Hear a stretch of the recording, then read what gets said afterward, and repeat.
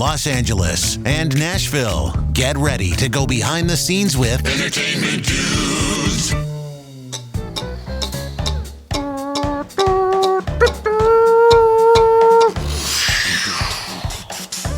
Welcome to another exciting episode of Entertainment Dudes. Number one.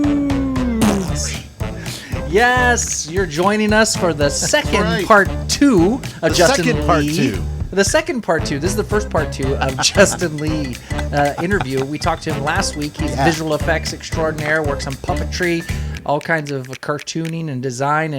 And this episode, we're going to get to go a little bit more in depth and behind the scenes in the creation of his cartoon.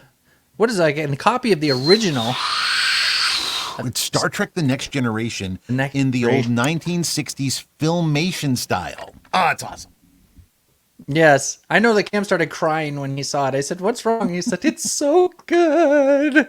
It's so good. And if you're a Trek, even if you're not a Trek fan, you're gonna you've got to appreciate everything that went into the making of what happened. The saucer section, it came off. So it's like this is the battle formation of the Enterprise. And this is- So the saucer can jump to light the speed saucer and stay can safe, the saucer can come off on the Enterprise. and then the bottom part can be engaged in battle while the saucer is yes, saucing. all the families and stuff. are It's in very here. It's saucy, like- Cam. Very saucy. Get the families out of here. That's what I found interesting. The difference between the Star Trek and not Galaxy Quest, Star Trek and the Orville. Is that in Orville, like their families are on the ships with them? Imagine if you had an Orville one too. That you could. You have an Orville one.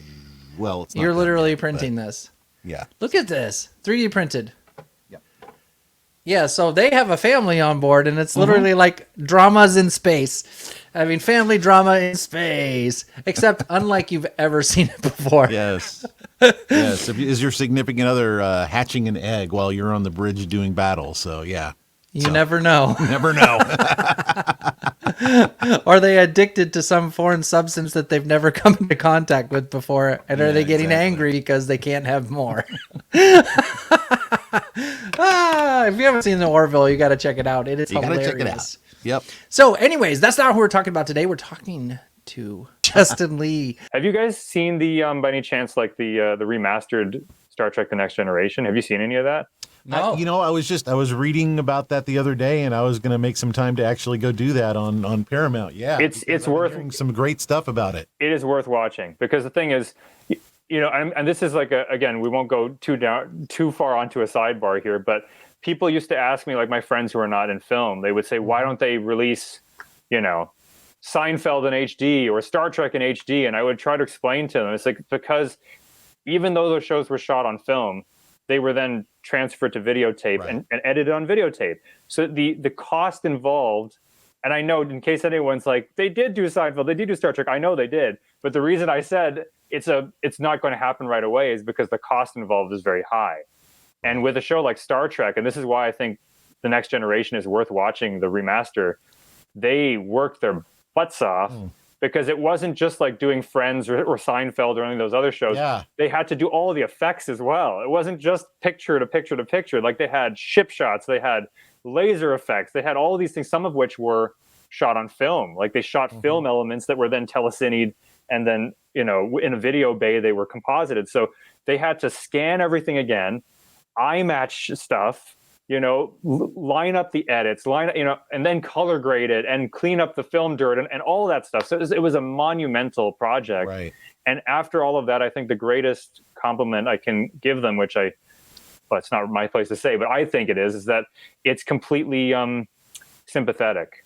Like when you watch TNG Remastered, it's not like you're watching something from 2020 or 2019 that has 1990s footage, but with like a modern day bent. Like they went full on 90s with it. Like they didn't change what the phasers look like. They made the planets look a little bit better, but not in a way that's, intrusive. As they did with the original series too. They changed the Yep. planets and Yep.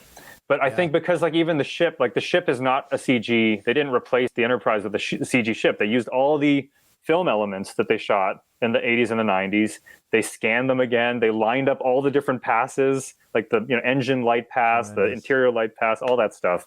And yeah, it's just, I was like, my hat's off to those artists. I think that at one point they were chugging out an episode every 2 days or something. It was insane. Wow. Yeah. Good grief. Yeah. Man. Yeah.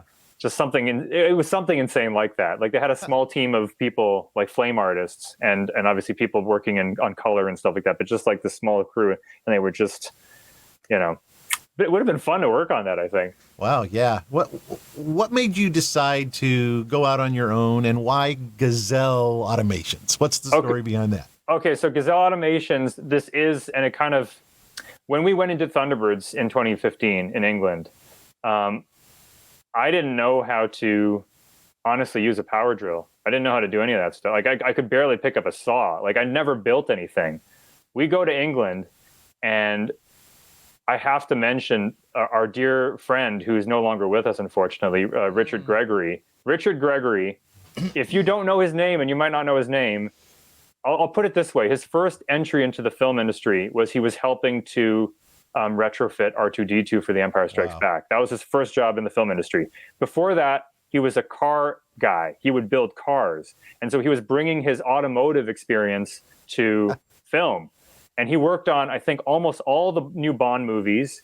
He worked on all the Christopher Nolan Batman movies. In fact, he was one of the key people who built the tumbler for the Dark Knight trilogy. Oh, amazing! Wow! And he in fact, like he had all these stories about working in the industry, but he was one of those people, these industry people, who was willing to share his knowledge. Like some people are very secretive about it. He was like, I'm just going to share this stuff. And so we would be working with him on set, and he was so excited to be working on Thunderbirds because he grew up loving Thunderbirds. And actually, he'd worked on some stuff with Jerry Anderson in the 80s. Jerry Anderson is the guy, one of the people who made Thunderbirds. And so Richard, we'd go to set, and Richard would show us how to do something, but in a way that was like, I'm sure, have you guys met people like this where they give you this confidence to then go and do it yourself? So it's not like a mentor. It's a exactly mentor. Exactly. So it's not like, oh, you're going to be too slow at this. Oh, you're going to be. Let me show you how to do it. Like he would go, okay, so here's how you rig this. We had literally had models rigged on tungsten wire to fly through shots and stuff, and he would show us how to do it. Or he carved a whole bunch of stuff out of styrofoam, like the ice cave and stuff. But he'd show us how to do stuff, and then he'd hand you the paintbrush, and he'd go, here. Now you do it. And like the Master and the Apprentice. Exactly. Like that old school style. That's great. And it was just, and Lindsay says the same thing. It was so amazing just being in his presence. And by the way, sidebar, one day we were like, because he kept a lot of stuff from all the movies he worked on. And we said, can you please bring something? Can you please, because he was like, I have Luke's lightsaber from The Empire Strikes Back. He's like one of the stunt ones. What? And I said, can you bring that? He's like, well, I won't bring that, but I'll bring something. And so the next day he brought, one of Christian Bale's cowls from The Dark Knight. No way. The one that didn't have a neck that when he could turn his head, right? And we like this? Right. And we all took turns putting it on, and it was so well made, So and now you sleep in it today. And now I sleep in it. Good night, babe. I'm going to sleep now. But Richard gave us all that that knowledge and more importantly the confidence. So you asked, why is it called Gazelle Automations? Yes. We came back to Canada. We were like, we shouldn't let these skills atrophy. So we started a company, and we're like, what should we call it? And in an episode of Thunderbirds, there's a company called Gazelle Automations. And so we were like, let's just call it Gazelle Automations, because everything that we've learned comes from that. Like that's where that's all coming from. And then suddenly we were building sets and building puppets, and and I was using a drill and like a miter saw and all this stuff, and it all honestly so cool. Is because of Richard. I really do think so, because we never would have picked this stuff up if he hadn't kind of said, you can do it, you can build a puppet, you can and he was patient as hell. Like he would just if you were doing something the wrong way, he wouldn't go, oh, stop. He would just kind of wait, let you figure it out. And I think that's such a good way to even cultivate new skills in people, because then you'll get fast at it. Like if you just have that opportunity to get better at it. It's So- interesting, and those are good parenting techniques too. It's just, especially when you're working with teenagers, it's the same thing. Like as a kid, when they're little, you're working, you're their parent, and you're, telling them what to do, setting boundaries, showing them life. And then as an adult, as they become teenagers, I think it goes into more that mentor role. Yep. And you can tell because you took off underneath that kind of tutelage, and it's the same thing because he taught you how to think and not what to think, and Yes. to believe Yes. that it's possible. So Yes. which is Yes. really cool to see, and then you can carry that into the company you developed, which I'm sure he's where he's looking down saying, Yeah. good job. Yeah. Yeah.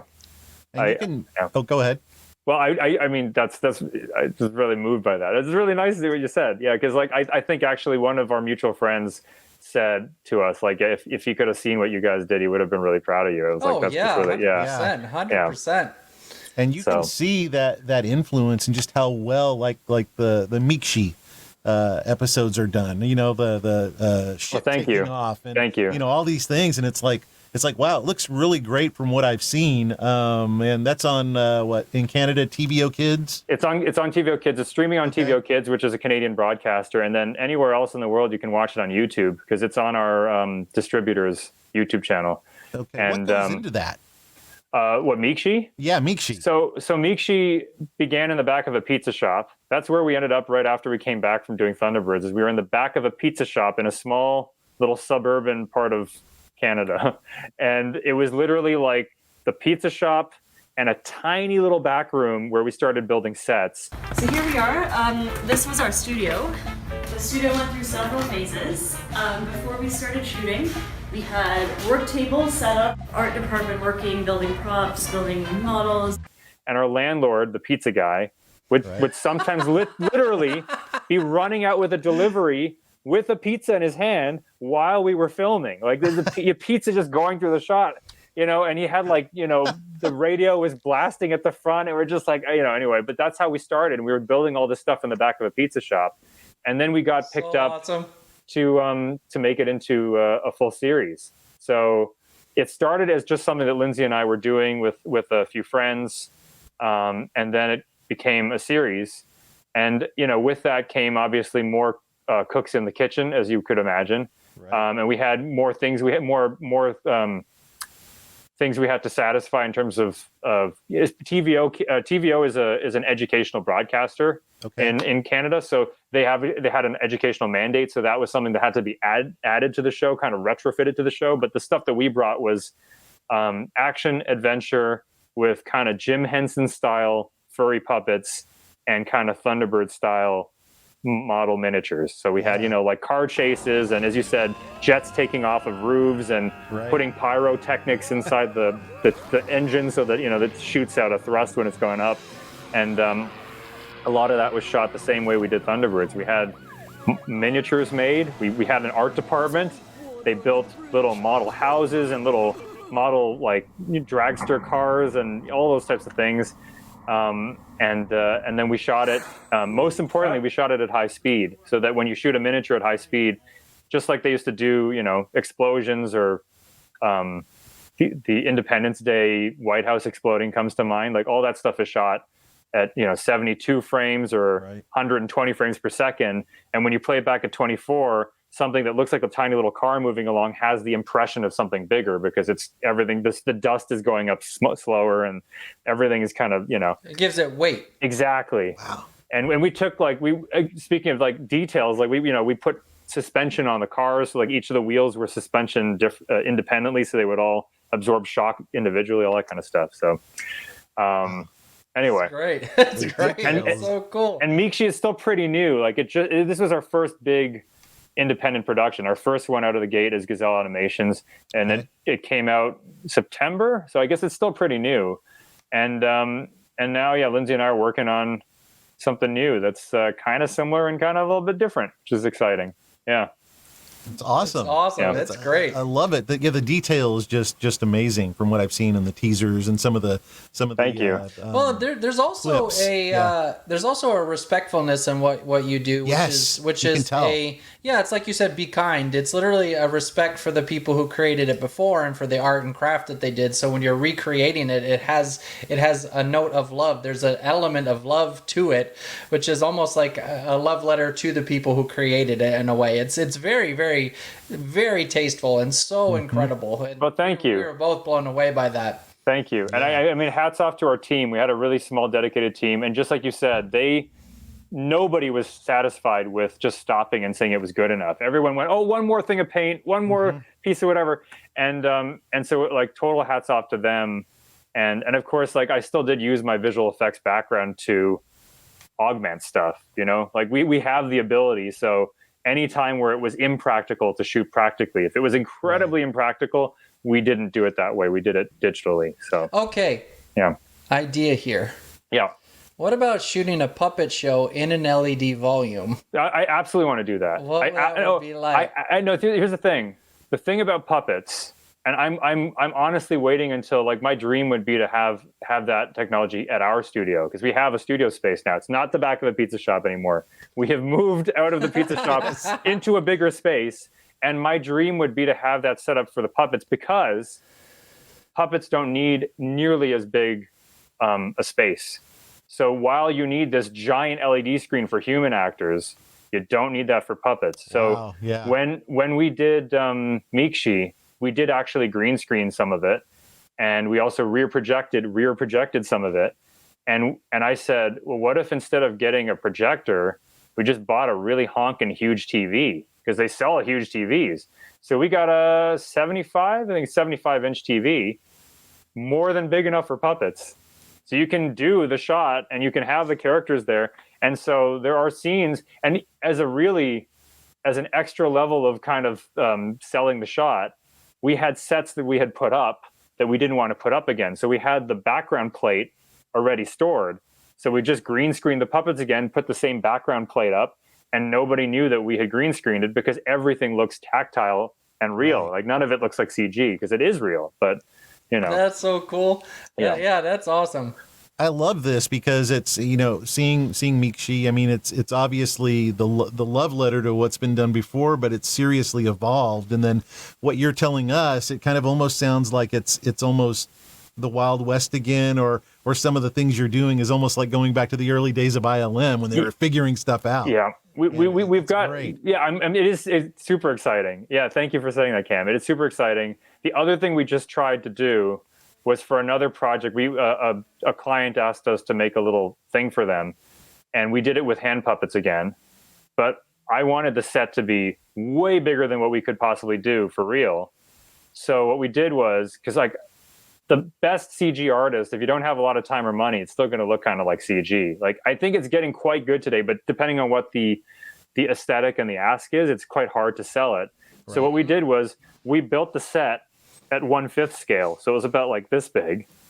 And then I shot all of it. Like we lit it, I shot all of it, and then we shot the puppets on green screen and comped them in with the same lighting.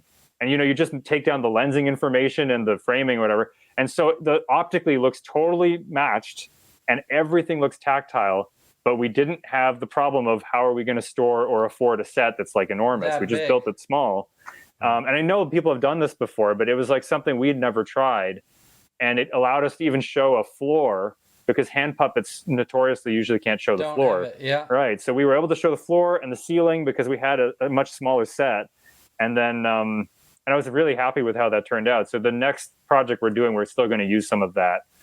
Is that approach. out yet? Or is that available? Or are you still working on it? Post? It's there's a whole bunch of episodes we're making right now for this.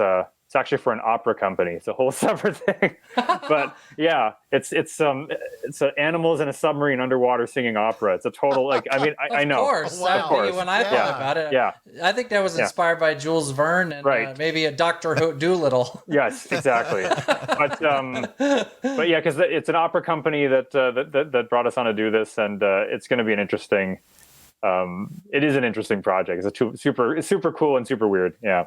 Yeah, it's excited to follow that. So everybody has been talking about this Star Trek: The Next Generation thing again. Yeah. So I want to bring this in, and for those people who haven't seen it, and even those people who have seen it, I know will want to see it again. And then let's talk a little bit about what you did and how the heck you did this. Okay.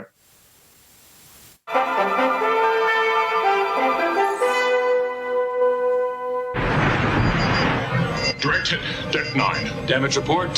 Structural latching system integrity breached. Prepare to take us out of here, number 1. Fire up the engines, half impulse till we clear the nebula, then punch it up to warp 9. Ready phases, load forward torpedo bays. Engage.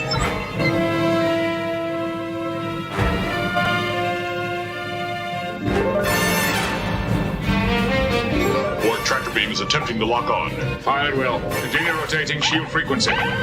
Shields failing.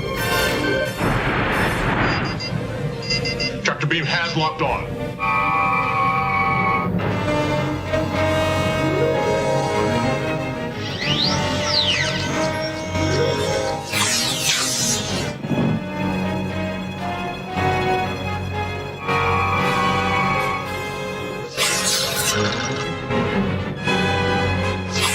There's no use. They've already adapted to the new frequencies.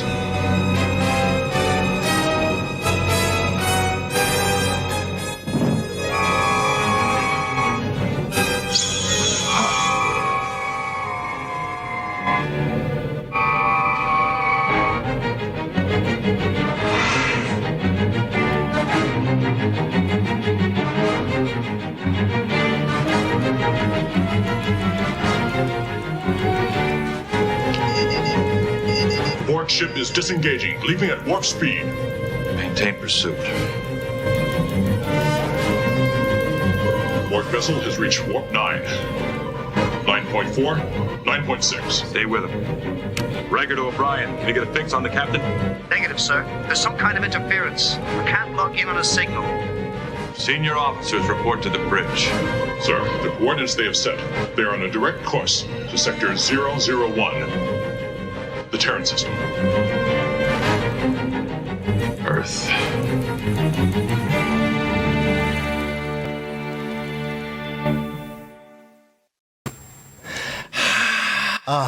That was So silly. So silly. So good. It So was good. beautiful. It's beautiful. It's like when Scooby Doo. When I go back and watch old episodes of Scooby Doo, I'm like, oh gosh, it was so bad, but so good. Yep. Yes. I think that's the good way to sum it up. Yeah.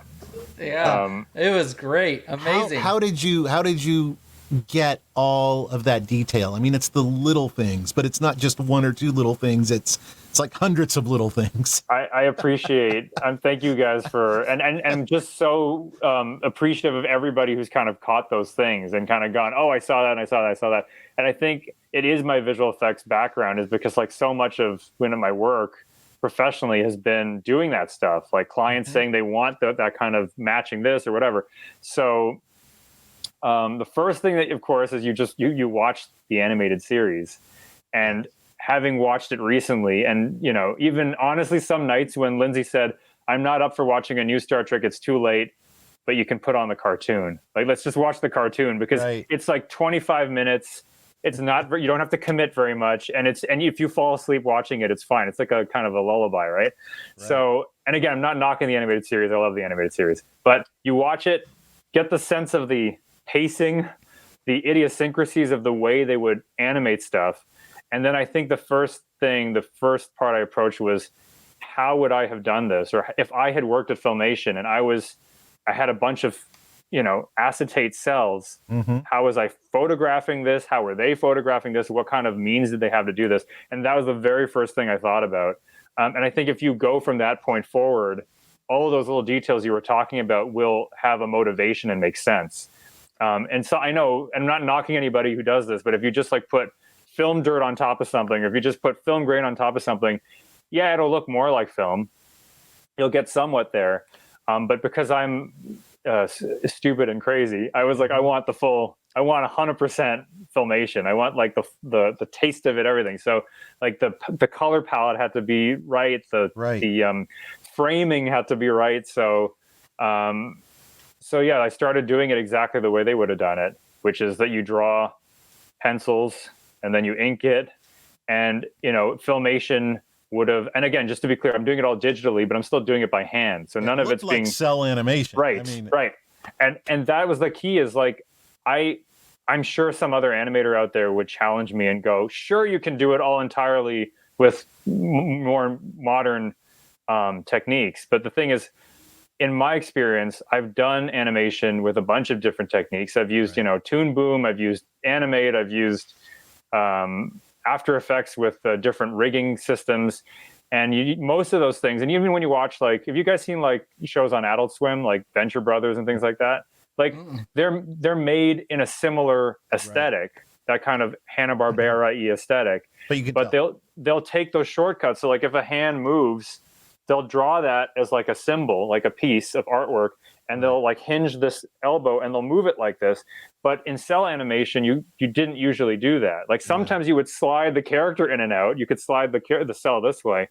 But if there was a character standing up, like Picard standing up, or them pointing or whatever, you would be doing one drawing after another drawing after another drawing. It was the only way they did it. So I thought, for this to look legit, I'm just going to do my wrist in, I'm going to do my arm in. And so I did. Like I just drew. And it's funny because so many people understandably say that this thing looks as cheap as the animated series in the 70s. But the thing is, it's like, it was for one person, it actually was surprisingly quite a lot of work. And I did also do the thing, which I'm sure people have noticed, is Filmation had that distinct run. And so I did trace that, because that's what they would have done. They would have traced over that artwork to impose it onto a different character. So I traced that onto Riker, and obviously had to come up with what Filmation Riker looks like and Filmation Picard looks like. But and I like the fight too.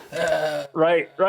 Which is very much based on and again, this was going to a lot of reference, like just watching scenes from the animated series and going, where did they do a fight?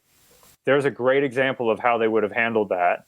How, like, let's do something like that, or let's do something again almost exactly like that, because that's what they would have done, right? They were reusing animation cycles, they were tracing stuff. So any way for them to save money is what they did, and so that's kind of what I was doing, despite the fact that I was taking the harder way to do everything else. And then once you had all your cells and you're sequencing them, you do things like, because like they had a pegboard, right? And the little pegboard is where you would put your cell, and the cell had little holes on it that would register with the pegboard. Right. But the holes are not 100% perfect, so there's a little jiggle. So if you go to put the next mouth on for Worf to talk, it might be a little bit further left or right than the one before, or you might end up bumping the artwork as you're switching it, or certainly, again, I just picture that these guys were just like smoking as they were doing this. This is what I imagine. And the ash from the cigarette is getting all over the artwork, or there must be something like that. So like, I don't know if that's true or not. There's probably some Filmation person being like, we didn't, whatever, but they probably did. So they're smoking, the ash is getting everywhere. And then, they're putting the next acetate on, and it's like covered in crap. And so like you'd have, Riker, when his eyes move up, like on one of those cells, it might just be covered in crap, because like there's, it's been sitting there and all that dust is there. That's an attention to detail on the next level. That's right. That's well, great. Thank you. Well, even the Kazinti in the con in the front. Well, I remembered that was an 11th hour edition, and I remembered Walter Koenig, who played Chekhov on Star Trek. Right. Who wasn't on the animated series, wrote an episode of the animated series. And there was an interview with him where he was like, Gene Roddenberry just kept telling me, exploit the medium of animation. We're in a cartoon now, so you have to exploit, like, have aliens we'd never be able to do on the live action show, because we couldn't do it with makeup, like have big sets, exploit the medium of animation. So I'm staring at that bridge shot, and I had two humans, and then Picard and Riker, and then one Klingon at the back, and I was like, that's not enough. You need another weird alien. Like that's what they would have done on the animated series. So Of course, and Lower Decks, the Star Trek show that's on right now, just recently, I think it was recently, depicted a Kazinti in Starfleet in that kind of post next gen era. So I was like, well, it seems somewhat canonical, so I'll just put a Kazinti there. And and I'm glad so many people have spotted it. Like that, yeah. That's great. Even the beginning frame with the credit in white on the bottom, and I mean the whole thing is just, it's beautiful. Well, thank you. It's so beautiful. Thank you.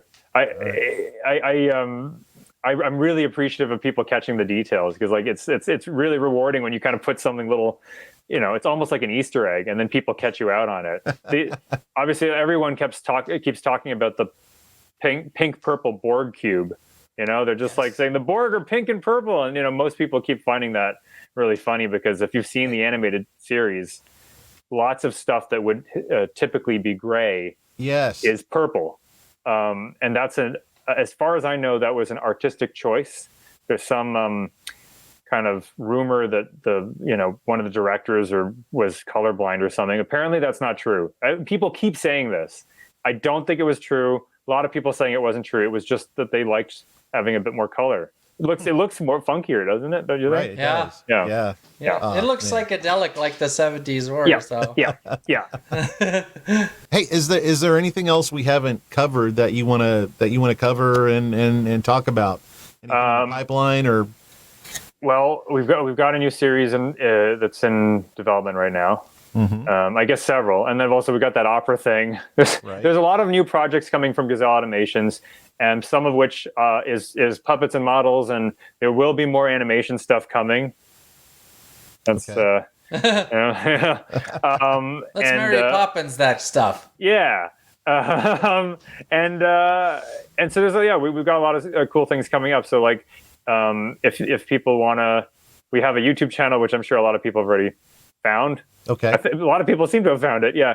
We're Gazelle Animations on YouTube. Just like, subscribe or follow us on Twitter or Instagram or Facebook. We're in all the usual places. All right. But if you love that kind of stuff, things being combined that shouldn't be combined, puppets, models, old school filmmaking, but still with like kind of a, I'm not entirely crazy. We're not going to make it like it's the 1960s, because that's dumb. Sorry. If anyone's doing that, it's fine. It's just, I like to mix stuff, if there's ways to help it, I didn't paint these things on actual cells for the Star Trek thing, because I think that would have been too crazy. Too crazy. Right. At least, yeah. Maybe someone else will do it. Yeah. Well, what would you say to someone that is wanting to get into this? What would your one piece of advice be to them? Nerd out about the thing you love as much as possible. Just like, if there's something you love, no matter what it is, just geek the heck out of it. Even if you're embarrassed by it, if you love a TV show, find out how they make it. If you love like a piece of music, if you love doing visual effects work or painting or whatever, just geek the crap out of it. Because there'll be a day when, someone's looking for somebody to do something, or you have an opportunity or whatever, and you're like, I'm the person who knows that better than anybody. That weird thing you're looking for, I know how to do that. So, yeah. Oh, man. Great. Wise words, my friend. Thank you so much, Justin. Thank you, guys. I had one of my friends I work with. He helped design the inside of the spaceship for that Next Generation. He was actually the one that designed the ship interior. Who's your friend? Christian. He was Penza, Christian Penza. He was one of the designers. Yeah, he worked as and the set design and stuff. So yeah, he's like, oh, I was there. I remember it. I was like, that's amazing. So I think that'd be incredible. That is super cool. And I don't know if do you know if he's seen this silly cartoon that I did? Do you know if he's seen it? No, I don't know. No, I haven't talked to him since maybe a couple of months, about 6 months or so. So I catch up with him. But yeah, great, amazing. So I'm curious if he did see it. He was like, oh, he got the design of that completely wrong. Because that was intentional. It was intentional. I really, really wanted the background artwork to be like not quite right. Because that would be right, like it can't be computer perfect. It's got to be a little bit weird.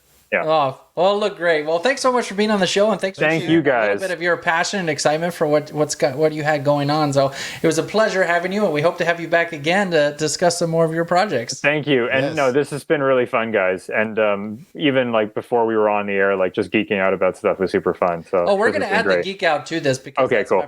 We talk about in just a minute. We talked about some of the new technologies and about the different stuff between Adobe, Final Cut, and the new LED walls and the new Frame.io. So we could probably tack that on here, or maybe add that to another piece, so you can kind of geek out with us. If you don't like to geek out on tech stuff, you could tune out for that and then catch the next episode. Who doesn't like to geek out on tech stuff? People are going I- to jump on me because I was like, the thing's not bright enough. They're going to jump on me for that, but we'll see. We'll see. That's part of the debate, so that's Yeah, the point of it. yeah. Healthy debate. Yeah, That's yeah. right. All right, I'm all for the technology. All for it. Yeah. Yeah. Hang on the line, Justin, and we'll be right back. Justin T. Lee, ladies and gentlemen.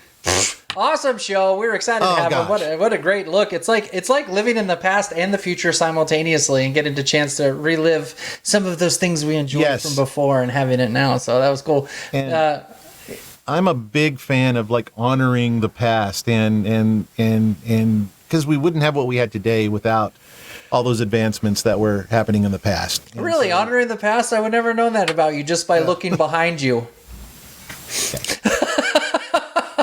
Am I that obvious? No, I kind of just saw that. It was like, I don't know. We got Fred Flintstone, Jetsons, the Pillsbury Doughboy, the original toy. Oh, the Smurfs, of course, in the background Smurfs, here. right, So, right. yes. Well, hey, if you're just joining us, go ahead and you're on YouTube, smack that bell, or is it ring the bell, smack the subscribe, do all this stuff. Also, you can catch us on any of your places you check out on podcasts. You can check us out on, where are we right now? We're on iTunes. We're on everywhere. We're on Spotify. You can check We're us on out on Apple Podcasts. We're on Google Podcasts. You can just go to watch.entertainmentdudes.com if you're just catching the end of this and you want to check out our podcasts. Feel free to join us on those settings. So until next week, this has been another exciting episode of Entertainment Dudes. Entertainment Dudes. Come back again.